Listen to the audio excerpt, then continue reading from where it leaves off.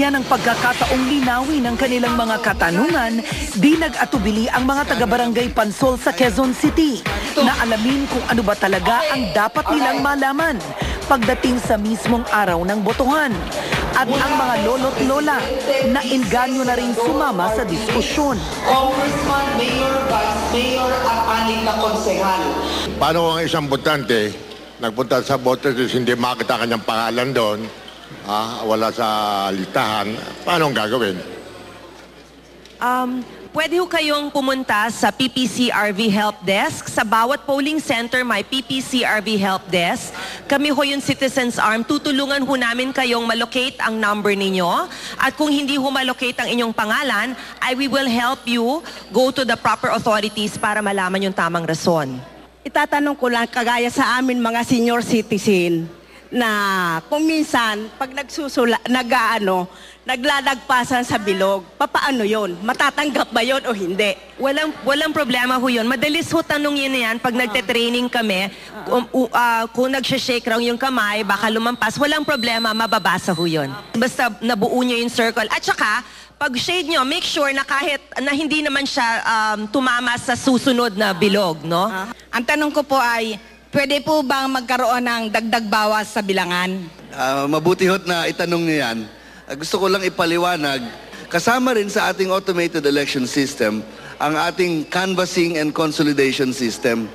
So wala na ho tayong human intervention sa mga resulta dahil binabato na lang siya sa ere. At napansin nyo, very transparent ho ang ating automated election system. Bakit? Dahil sa presinto lang ho, meron ng 30 kopya ng election results. Okay. Dagdagan pa natin yung balota. 31 na ang ebidensya ng boto nyo. Dagdagan pa natin ang 2 flash disk sa loob ng PICOS. 33 ang ebidensya ng boto nyo. At hindi lang yon. Kinalat na natin sa internet ang mga resulta sa presinto. Meron ho tayong public website at para dun ho sa mga marunong gumamit ng internet, pwede nyo makita ang resulta sa presinto nyo. At syempre, hindi magtatapos ang huntahan na hindi nakakasubok ang mga dumalo na sagutin ang sample ballot at gamitin ang PICOS machine. Congratulations, your vote has been registered. So 7 na po kayo. Thank you very much. Please collect all of the news parts. Bakit kaya? Kasi meron mga oval dito na hindi po naipuno ng tama. No? Pansinin natin, may mga oval dito, hindi po punong-puno. So ang gagawin natin, pag niluwa ang balota at yun yung sinabing mensahe, babalik po tayo dun sa ating upuan at pupunuin po natin ng wasto yung mga ovals na yan.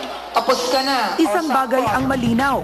Senior citizen man o teenager na first-time voter, sanay man bumoto o kailangan ng tulong sa mismong araw ng halalan, bahagi ng pagiging responsableng botante ang pagkalap ng sapat na impormasyon tungkol sa automated elections. Sapagkat ang tamang edukasyon ang pinakamabisang sandata sa pagharap sa pagbabago. Congratulations, your vote has been registered.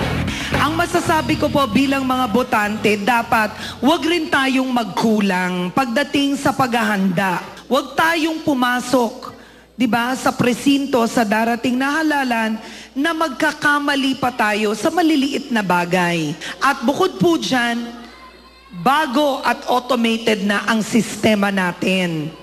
Wag po tayong matakot dahil eto na po siya. Matutuloy na po siya.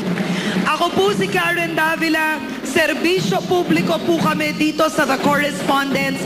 Good luck sa inyo at huwag sasayangin ang boto.